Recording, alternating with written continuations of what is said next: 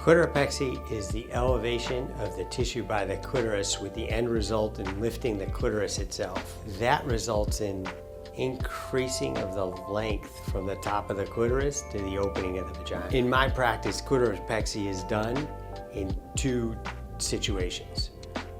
One situation is when the clitoris itself is enlarged. These patients also usually present with enlargement of the skin by the clitoris and the skin of the labia. Reducing that skin by the labia and the clitoris would obviously make the clitoris more exposed. But in this case, where the clitoris is enlarged, we don't want the increased exposure of the clitoris. So we take the clitoris itself and elevate the clitoris by lifting up the tissue next to the clitoris. None of the sensory or erectile tissue of the clitoris is involved, so there's not any direct effect on sensation of the clitoris. But by lifting the clitoris, the excess skin is able to be removed while still covering the clitoris itself. There have always been patients that have clitoromegaly. These patients don't ovulate regularly oftentimes, and there's a high testosterone or androgen component circulating in the body, and this leads to enlargement of the clitoris. A much larger subset of patients are patients who have been on hormone therapy.